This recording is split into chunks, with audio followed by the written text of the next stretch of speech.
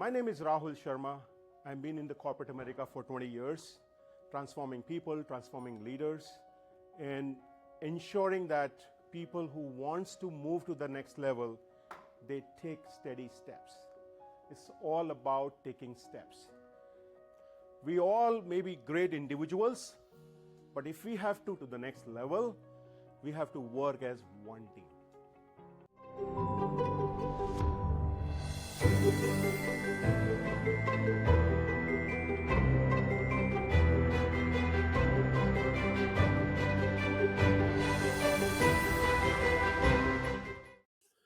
Before we get started, a quick note.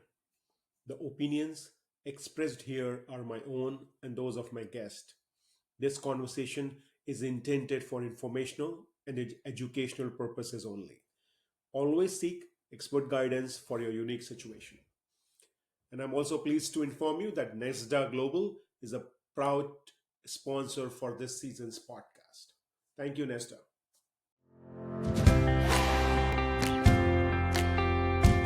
Ever wondered what it's like to have an offshore team working for you right here in the Philippines?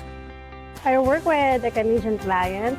NESDA provides me everything from workstation, a stable internet, and HR support, and a team that feels like family. Working with NESDA's workforce outsourcing team is fast-paced, exciting, at times challenging, but that's exactly what makes it rewarding. It's an opportunity to collaborate with people from diverse culture, gain new knowledge and skills, and be part of a team that supports clients across the globe. We are NESDA Workforce Outsourcing. Thinking of expanding your global team?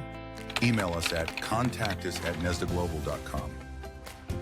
Hello and welcome to another episode of The Climb, Confident Leader Podcast, where we share stories of leaders moving from being invisible to becoming an influencer. I'm your host, Rahul Karan Sharma, and I have a guest who is logging in from an area where she has held multiple roles, been in multiple countries. She's the CEO of a Transform Your Performance. She drives bold, value-driven, and heart-centered leadership for self as well as others.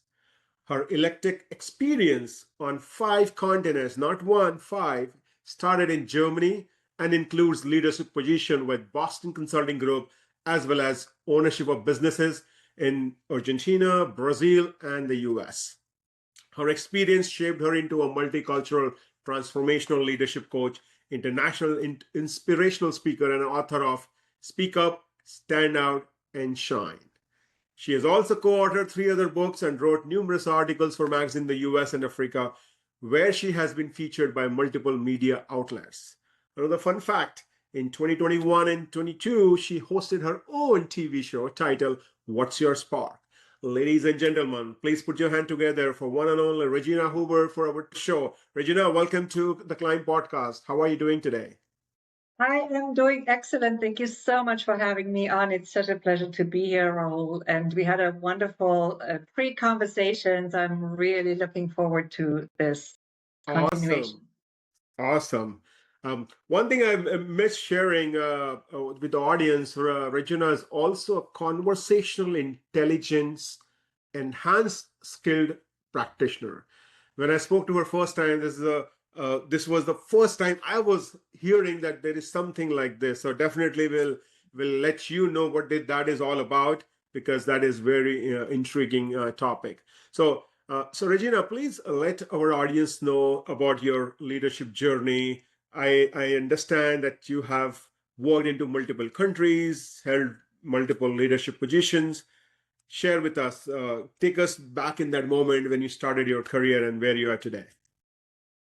Yes, thank you. So I started working at the Boston Consulting Group in Munich, and then my intention really, when I started working at BCG, was to move abroad, because that, I was adventurous. I wanted to see the world. And at the time, it wasn't as easy as it is now. We didn't have the internet yet, so it was a bit different. So at age 26, I had an opportunity to move to Madrid to the Spanish office of BCG. I learned Spanish for it very quickly. And at age 27, 1 year later, I was unexpectedly promoted into a leadership role in the Madrid office without any leadership background, by the way, and in a country that I had just moved to 10 months earlier and learned the language for. So what I reminded myself at the time is that it was okay to take the role if I got it, right? Because I was a candidate of several.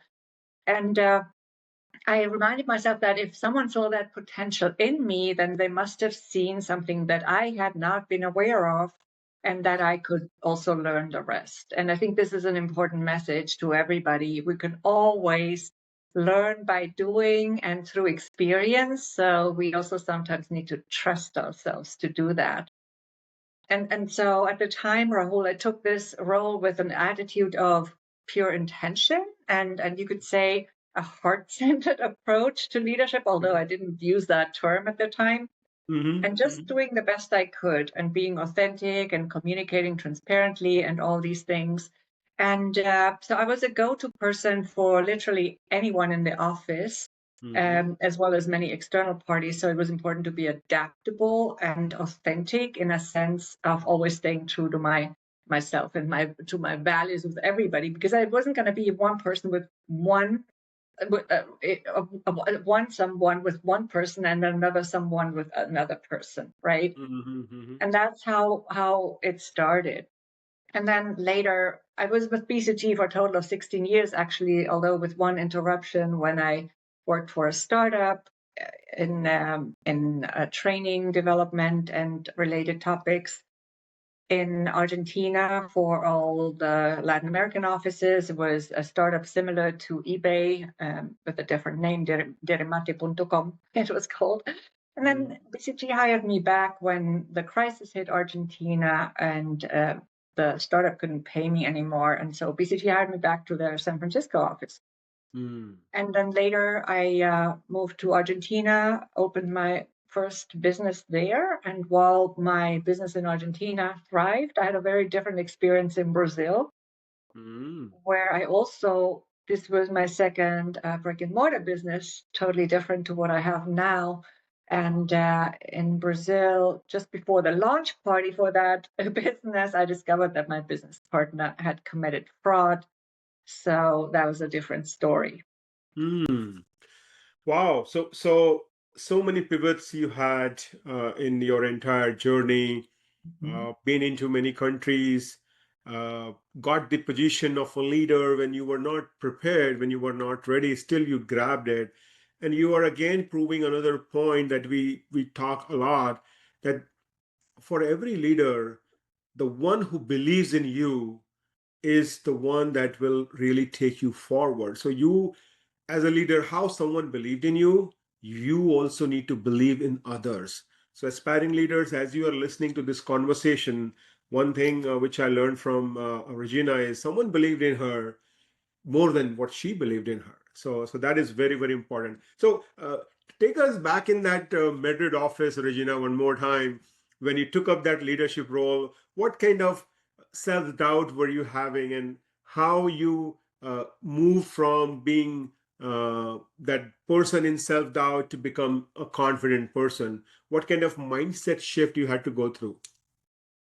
Well, yeah, first of all, I was, of course, concerned because I was younger than many of the team members I was going to manage and lead.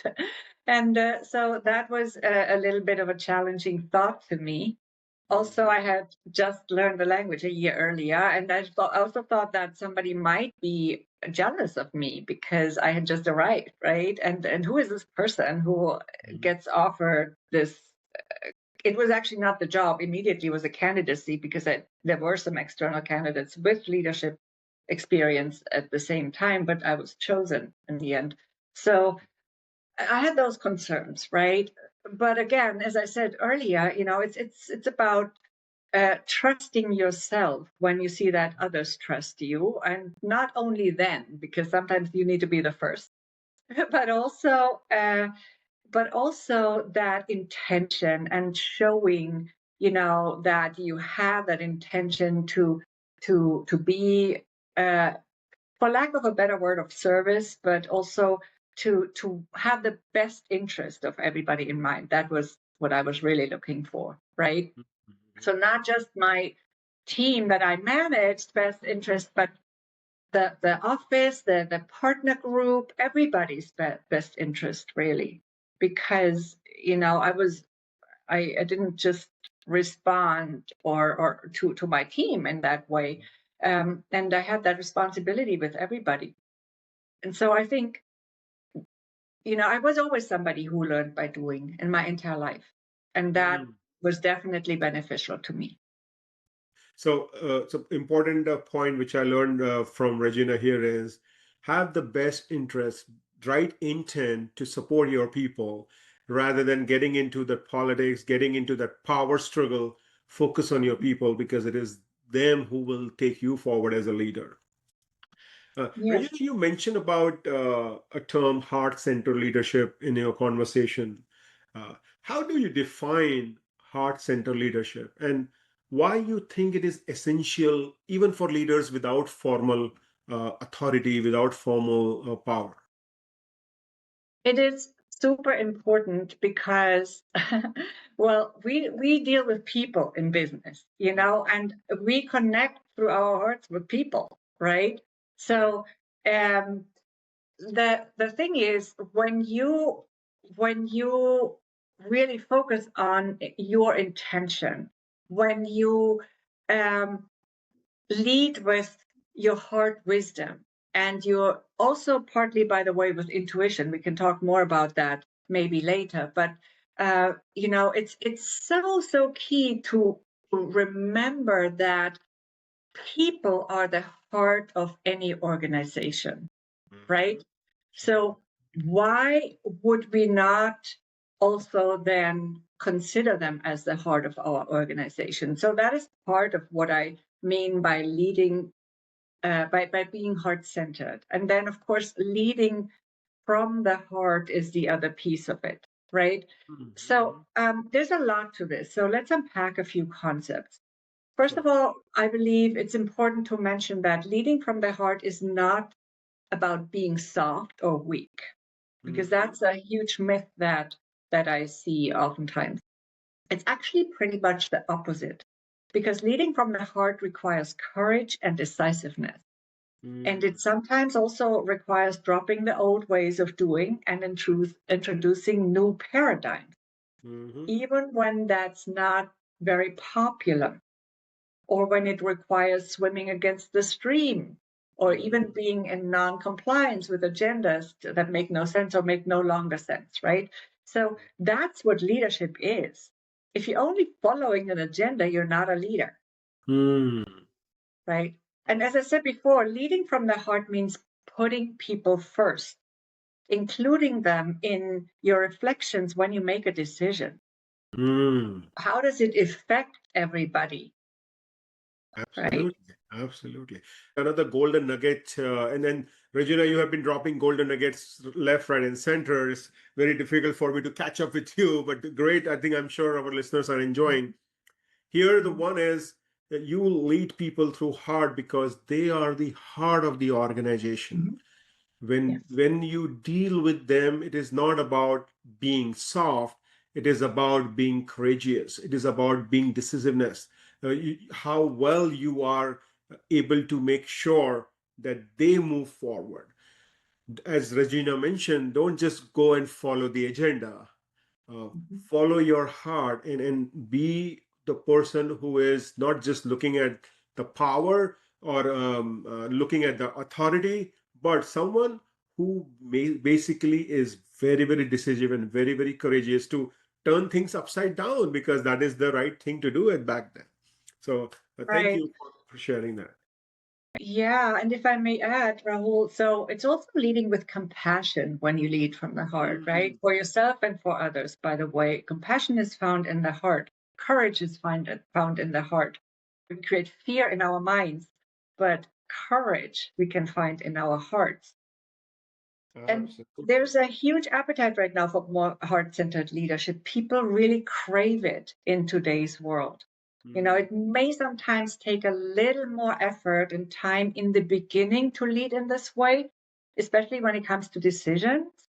But when we evaluate how it affects everyone that's involved in the decision, then it always pays off in the medium and long term, right? Sure. Yes. Yeah. It's always the long term that we need to think. If we keep on thinking about how doing this will help me, that is not one that I would recommend. Just your job is just do the thing. Things will come back to you. Universe will give you loads of success if you are making your people successful. So great. Right. And you asked specifically how this is important for leaders who do not have an official title. I mean, this is important for any leader, right? So Mhm. leadership has nothing to do with a formal position or role. You can be a great leader without a title. Sure. And you're always the leader of self and of your life, not to forget. And, Mm. so some people are great leaders without a title, and some people are lousy leaders with a big title. Mm. So who do you want to be, right? Everything that's connected to leadership is relevant to anyone who wants to practice leadership in some form.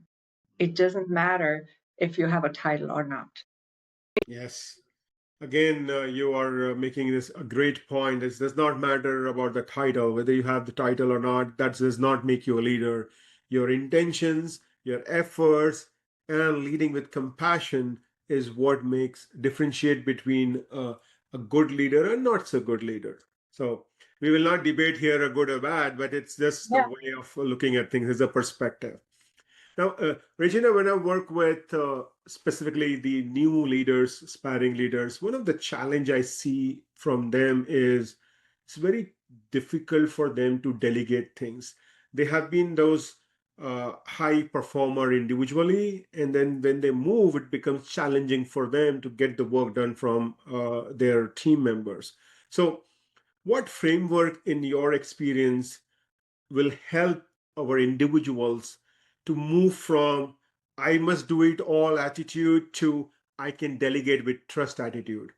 What's your recommendation? Yeah, first of all, get to know your team.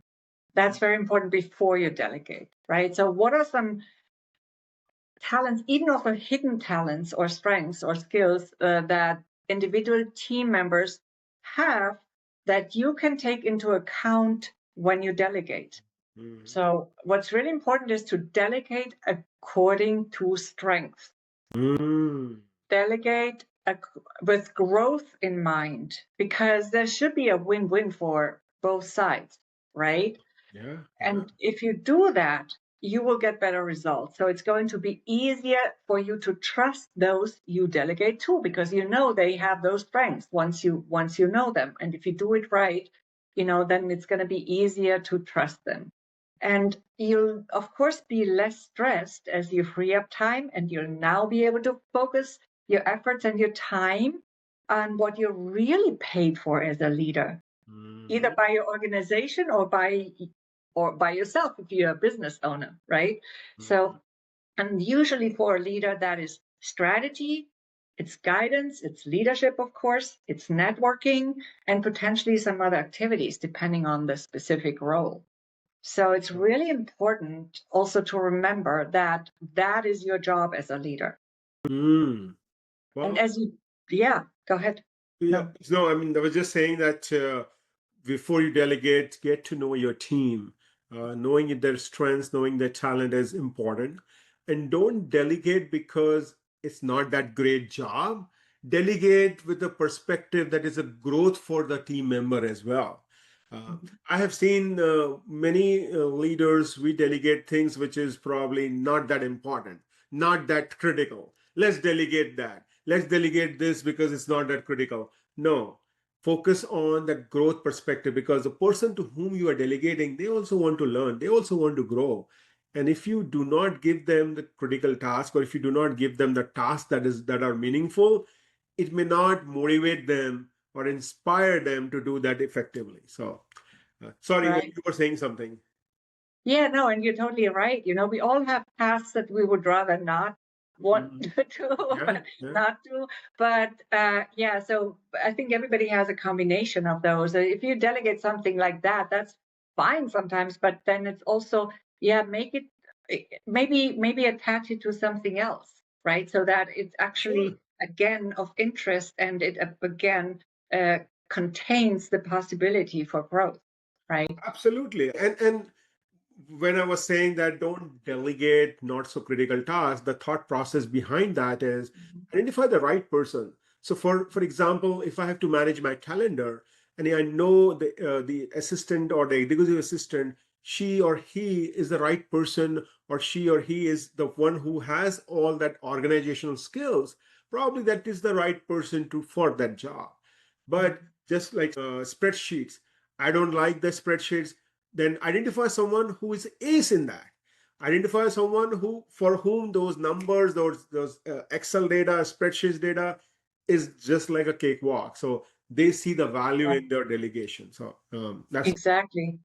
And I think another aspect that's really important, Rahul, is to be unattached to the how the task is executed, right? Because oftentimes we think we are the only ones who can do it in the best way.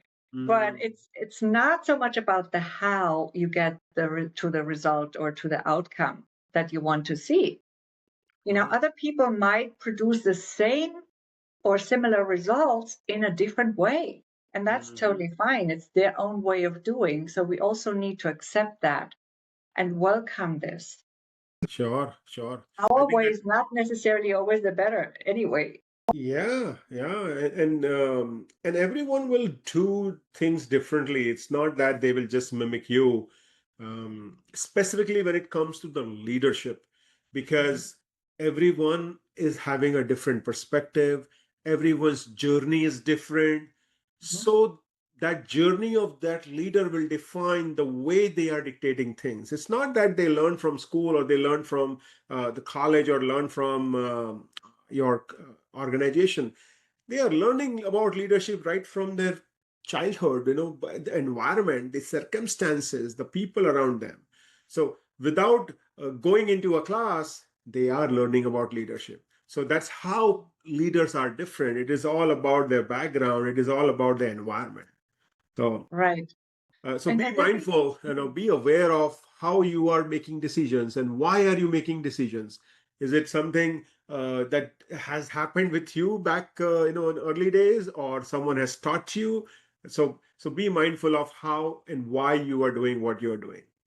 Um, right. Regina, this aspect of conversational intelligence is something very intrigued, and you spoke about, and you are a very highly skilled practitioner in terms of conversational intelligence. So please tell us how this information or this intelligence help the self leadership, or help a leader to really lead from heart. Yeah, absolutely. So conversational intelligence is a specific methodology, a trademarked methodology by uh, built by Judith Glazer and her team, which is called Creating We, the team.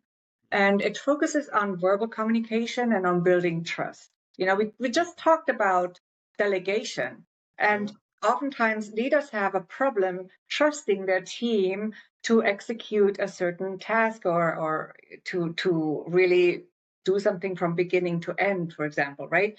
And Mhm. we need to remember that trust is a two-way street.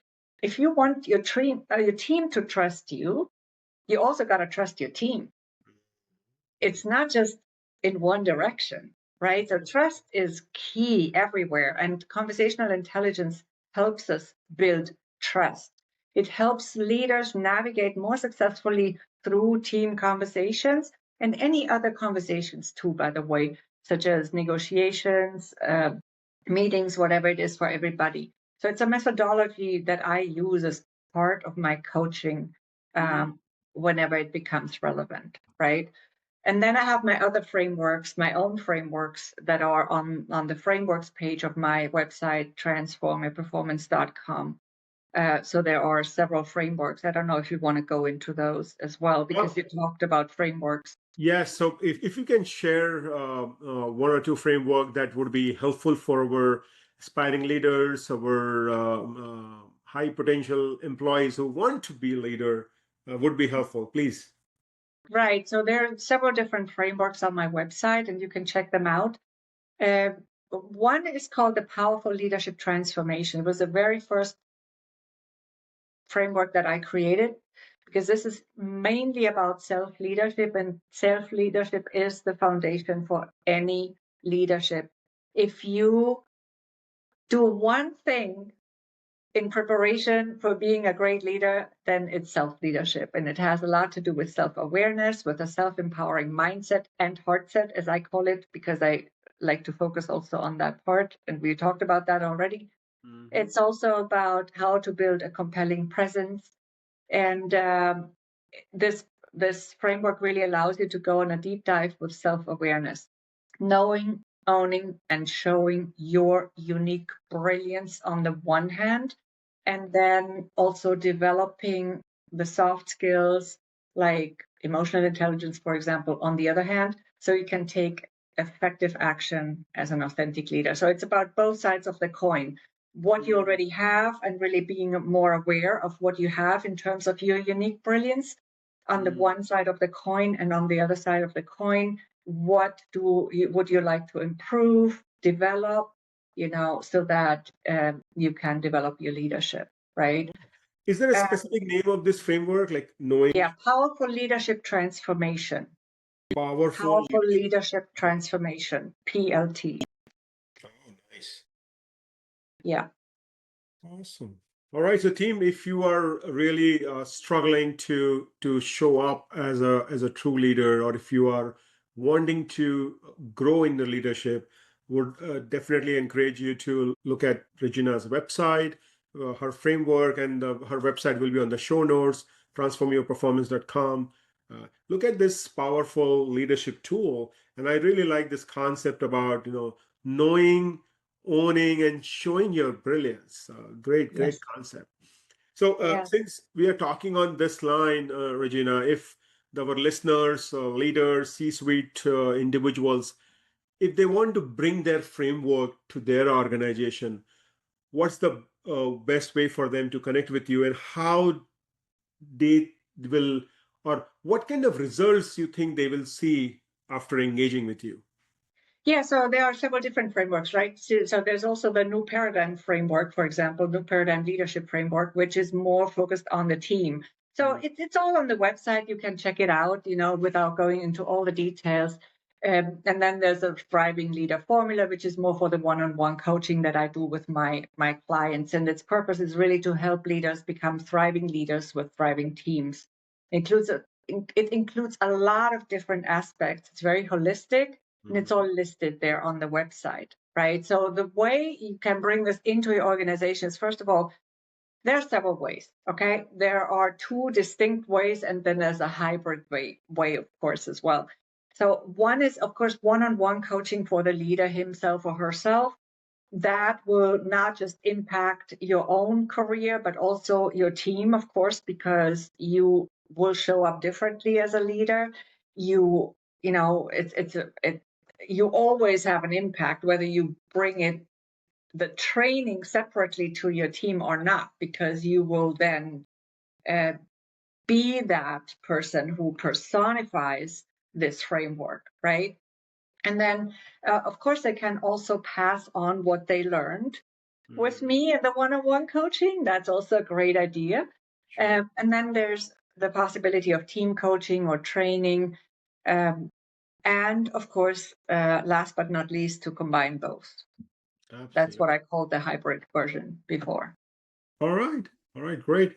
Connect with her on LinkedIn as well as on her website. We will include both the links on our show notes so that it is easier for you to grab her time on the calendar and have a conversation how you can have the heart-centered leadership as a culture in your organization, how you enhance the engagement, how you enhance the retention of your team members, because they are the heart of your organization. Now, Now we're moving to a segment, a rapid fire round segment, Regina, where there will be 5 questions coming to you, and we would want you to respond without thinking too much. Okay? Okay. You ready? Yes. Awesome. The first one is a quotation you live by. Yes. It's actually a quote by me. I am daring to say, but no one can empower you but yourself. So I'm the only one who can empower me. You're the only one who can empower yourself. And just remember that. Great. No one can empower you but self. Awesome. Are you a morning person or a night owl? More of an idol. Okay. What's one daily routine you never skip, no matter how your hectic day is? Getting present in the moment to feel my inner power and freedom that we all have access to. So that it's that beingness, that consciousness that we all are. Being in the moment. Wow. Being in the moment and really feeling that consciousness that we are. We are consciousness, Sure.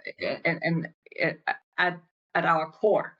And that's where you can actually also feel that power that I mentioned earlier when I said no one can empower you but yourself. You can feel that when you go into that moment.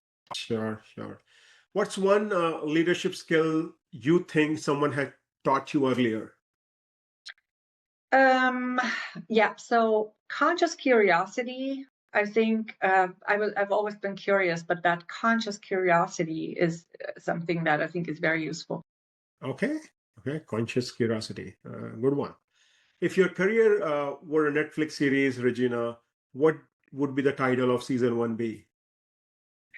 So I also something that I have mentioned. I also love dancing. So I never watch Netflix. I don't have a TV, but if it had to be that, then it's probably dancing off script. No map, just moves. Oh, dancing off script. Season one. Great. I'm sure it will be loved by our audience and it will be a blockbuster. So that's how we have now come to the final stage of our show. At this point in time, I will share my learnings, all the golden nuggets that Regina has shared. I have few notes, and this is the right time for you to drop in your comments on our show. What is the one thing that you like about today's episode? What is one thing that you want to implement based on the learnings from Regina in today's episode? So the first thing I have is around heart-centered leadership is having believe in yourself, believe in your people.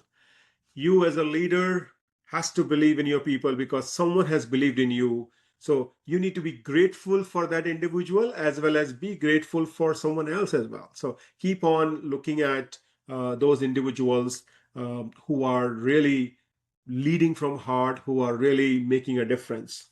um, as a leader, always focus on having the best interests of people instead of focusing on your interest. Yes, our interest is important, but then don't be so selfish that you lose the focus.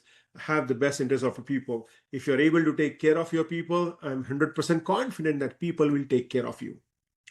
Um, Another aspect is leading from heart is that there is a myth that you need to be soft, and what I learned is that's not true.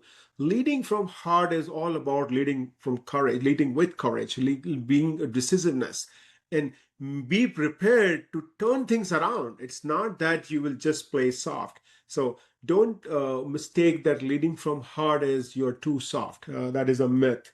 uh, we spoke a whole lot about delegation. So one thing which I learned from Regina that she mentioned is delegation is all about the trust. Delegation is all about the growth that you will be giving to your people.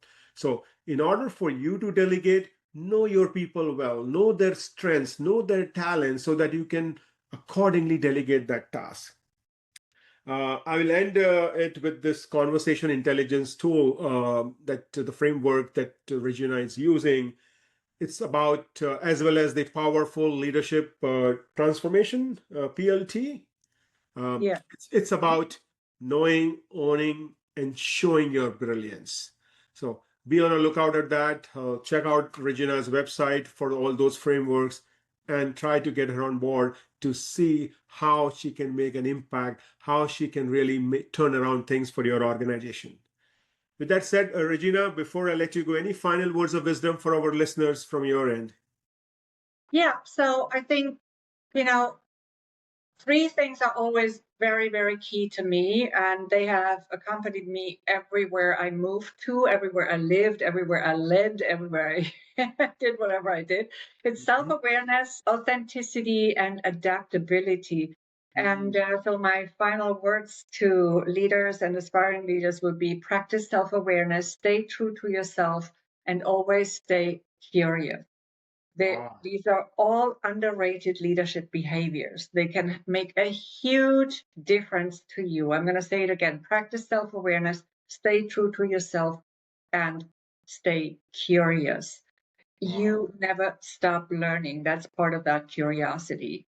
So I believe, Rahul, courageous, bold, heart-centered leaders is what we need more of. Even if everyone is doing it differently, someone's got to start. Dare to be a trailblazer. I love working with trailblazers. You can do this even in small ways, so do it. Awesome. So another golden nugget dropped in by Regina. Be curious, be self-aware, and make sure that you are authentic to yourself. Well, thank you, Regina, for being on the show. It has been a pleasure to know about you, to know about your frameworks and how you are impacting so many people across the globe. So thank you for what you are doing. Wishing you the best, and God bless. Thank you all. Thank you so much for having me on, and thanks to everyone listening. I'm very grateful for you. Thank you.